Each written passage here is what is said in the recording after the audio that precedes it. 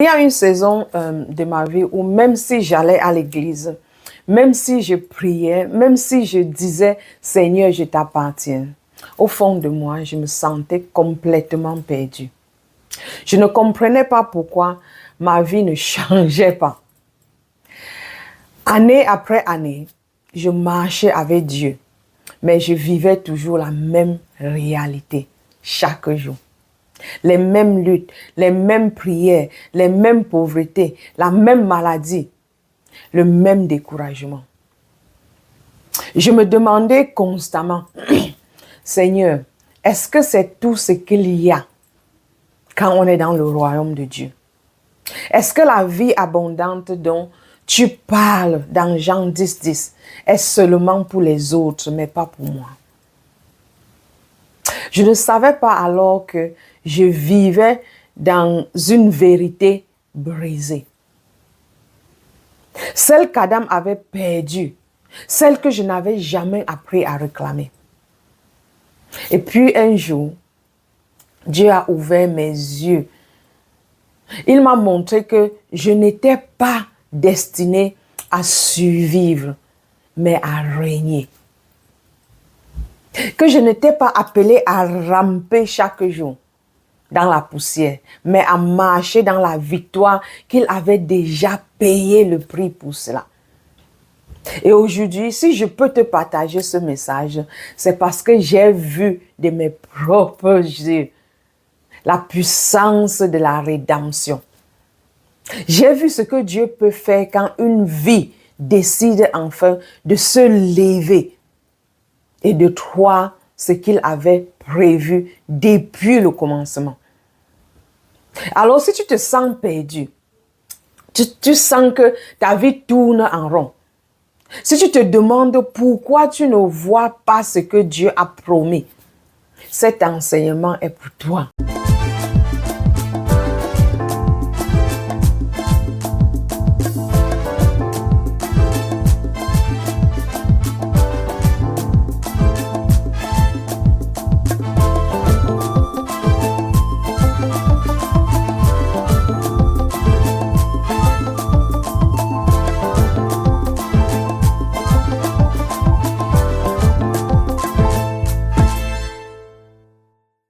Bienvenue sur notre chaîne Le succès et la prospérité selon la parole.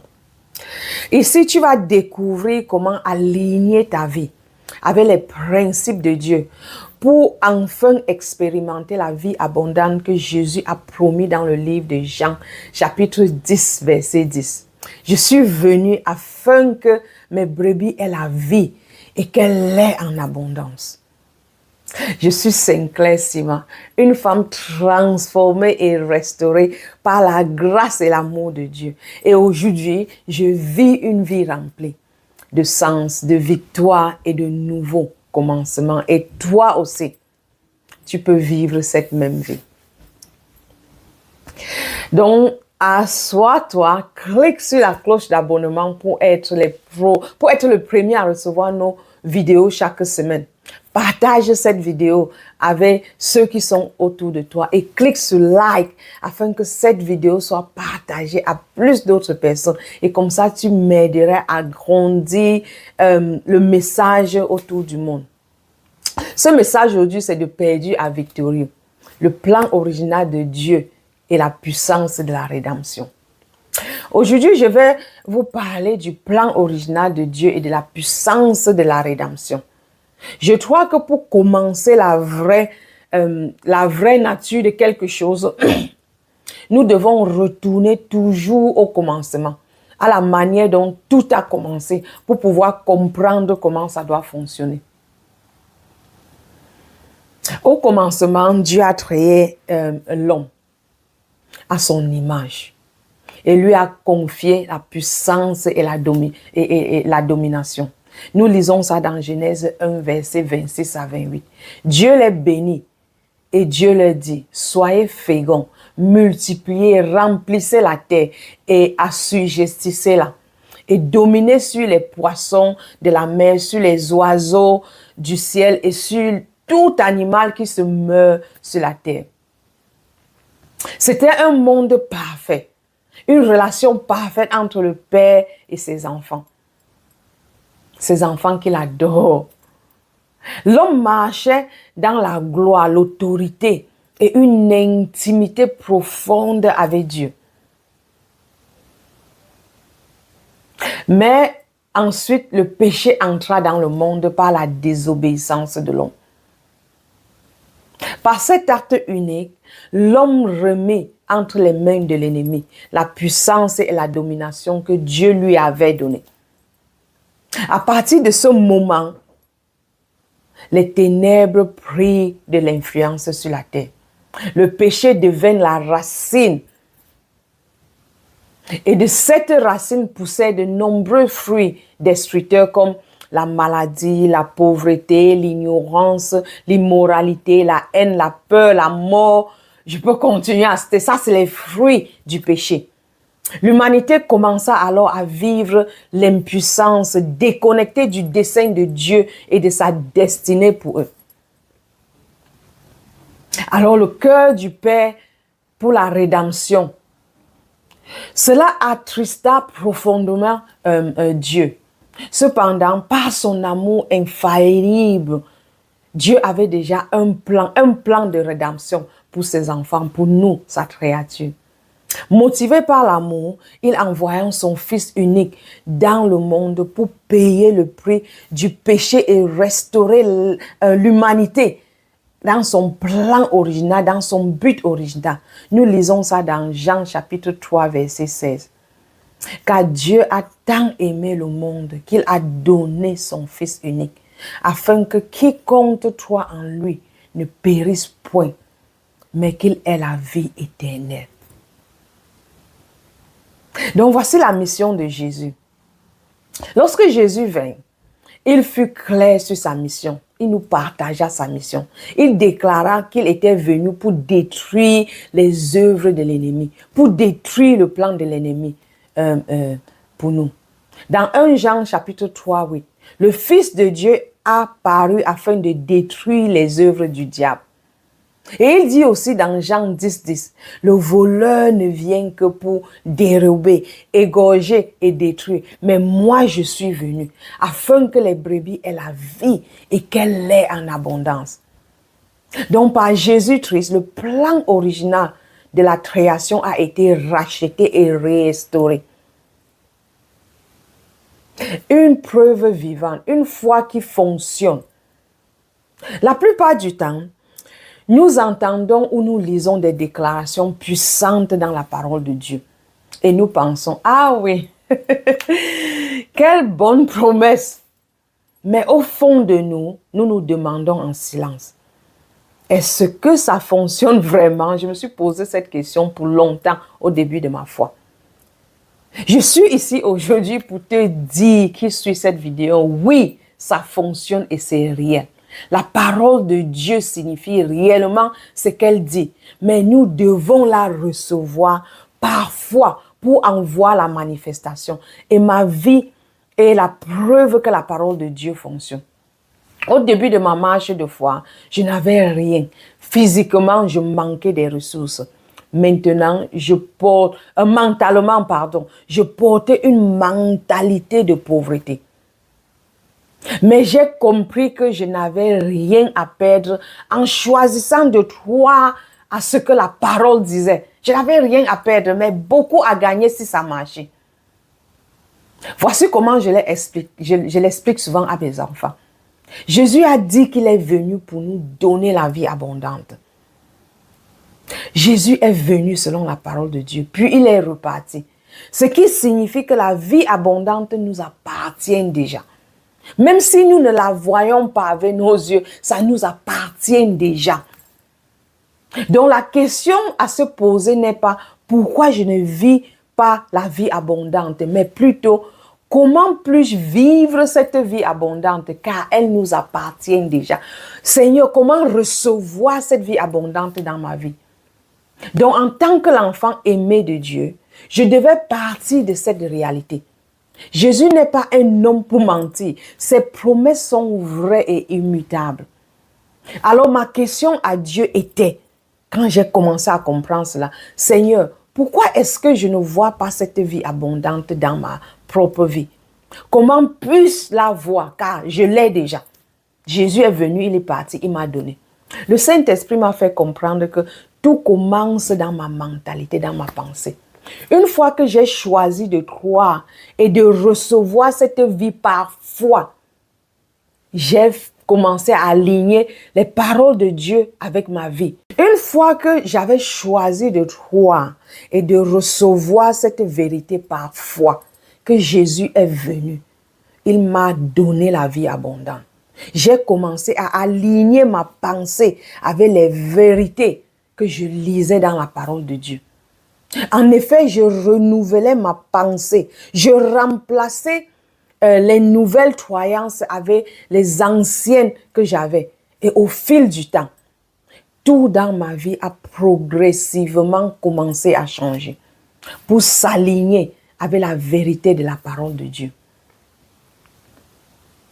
Voici la victoire de la croix. Je suis ici pour t'ouvrir les yeux afin de comprendre que Adam a perdu cette vie abondante au jardin, mais Christ l'a restauré quand il est venu ici et il est mort pour nous. L'autorité, l'intimité et la domination que nous avions autrefois sont de nouveau disponibles pour nous, mais seulement par la foi d'abord en Jésus. Et une relation vivante avec lui nous aidera à connaître comment il jouit de cela, comment s'approprier et jouir de cela. Récemment, alors que je traversais une maladie, Dieu a rendu un passage extrêmement réel pour moi. En m'attachant à sa parole, j'ai vu l'ennemi fuir, la maladie sortir de mon corps. Dans Colossiens 2, versets 14 à 15, ça dit, il a effacé l'acte rédigé contre nous et dont les ordonnances nous condamnaient. Il l'a détruit en la clouant à la croix. Il a dépouillé les dominations et les autorités et a livré publiquement en spectacle, en triomphant d'elle par la croix.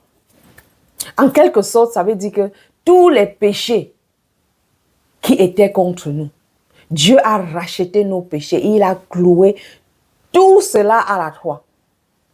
Le fait que Adam avait donné à l'ennemi la vie abondante que Dieu nous a donnée. Jésus a racheté cette ordonnance, ce contrat que Adam avait fait avec l'ennemi. Et il nous a remis cela. Il nous a donné la victoire. Donc, nous avons maintenant accès à cette vie abondante illimitée. C'est ça que le passage de Colossiens 2, versets 13 à 15 nous dit. Jésus a racheté cela. Il a repris cela à l'ennemi et il nous a donné. Donc maintenant, nous avons accès à la vie abondante chaque jour dans tout domaine de notre vie. Quand le Saint-Esprit m'a donné la révélation de ce passage de Colossiens, quelle vérité puissante! Quel rappel glorieux de ce que Jésus a accompli pour nous sur la croix. Nous avons la vie abondante. Commence toujours du côté que j'ai déjà la vie abondante. Maintenant, j'ai besoin de la sagesse, comment m'approprier et de jouir. L'ennemi a attaqué mon corps avec une maladie dont je savais que j'avais déjà été guéri par le sang de Jésus. Alors que je souffrais, je demandais, Seigneur, pourquoi cette maladie a l'impression de vouloir revenir dans mon corps? Et voici ce que Dieu m'a dit. Sinclair, ce n'est pas parce que tu as la victoire que l'ennemi ne reviendra pas. Essayez. Il vient vérifier si tu crois réellement à la victoire que tu as déjà. Si tu ne lui résistes pas, il viendra et rétablira sa résidence dans ton corps. Quand le Seigneur m'a dit ça, à ce moment-là, le Saint-Esprit a fait vivre ce passage en moi. Et cela m'a donné l'autorité pour parler et dire à l'ennemi de sortir de mon corps par le signe de maladie. Donc, je vous invite à faire pareil cette année. Parle à ton corps si tu es malade. Dis maladie au nom de Jésus, sors de mon corps. Parle à ton compte bancaire. Si tu vois la pauvreté, si pauvreté, sors de ma vie. Parle à la situation dont tu fais face au nom de Jésus. Et le Seigneur te montrera quoi faire ensuite. Parler à la situation n'est pas toute la solution, mais c'est le commencement de la victoire. Car chaque bataille se gagne d'abord dans ta pensée avant d'être physique. Rappelle-toi de ceci. Dieu a annulé toute dette héritée du péché d'Adam. Mon péché a été cloué à la croix. Toi, cela. Et avec lui, tous les fruits du péché, y compris la maladie. Par conséquent, la maladie n'a aucune place dans ton corps. Car je suis couverte par le sang de Jésus. Répète cela. Tu es couvert par le sang de Jésus. L'ennemi n'a aucun pouvoir sur toi. Il a déjà été vaincu et exposé publiquement à la croix. Le seul pouvoir que l'ennemi possède dans ta vie, c'est celui que tu lui permets d'avoir. Mais souviens-toi, il reviendra toujours tester si tu crois vraiment ce que tu confesses. Chaque fois qu'il vient, tiens-toi ferme sur la parole de Dieu et il s'enfuira de toi. Comment appliquer cela? Comment marcher dans l'autorité restaurée? Crois la parole de Dieu. Ne te contente pas de l'entendre seulement. Applique la parole de Dieu dans ta vie. Chaque promesse de Dieu est déjà vraie, mais elle devient réelle et se manifeste dans ta vie lorsque tu choisis premièrement de la croire et deuxièmement de l'appliquer dans ta vie. Pose-toi cette question. Crois-je vraiment que j'ai l'autorité en Christ? Pose-toi cette question et écoute le Saint-Esprit te révéler la croyance dans ta vie. Deuxièmement, renouvelle ton intelligence chaque jour. La transformation commence dans la pensée avant de se manifester dans ta vie. Donc, remplis ton esprit de ce que Dieu dit de toi et non de ce que l'ennemi murmure dans ta pensée. Troisièmement, médite chaque jour sur des versets de la parole de Dieu. Par exemple, comme le Romains 12, verset 2. Pour te rappeler ton identité en Christ, médite sur les paroles de Dieu, tu renouvelles ta pensée. Quatrièmement, résiste à l'ennemi avec la parole. Lorsque l'ennemi vient tester ta foi, ne reste pas silencieux, ouvre la bouche, proclame la parole avec assurance comme Jésus dans le désert.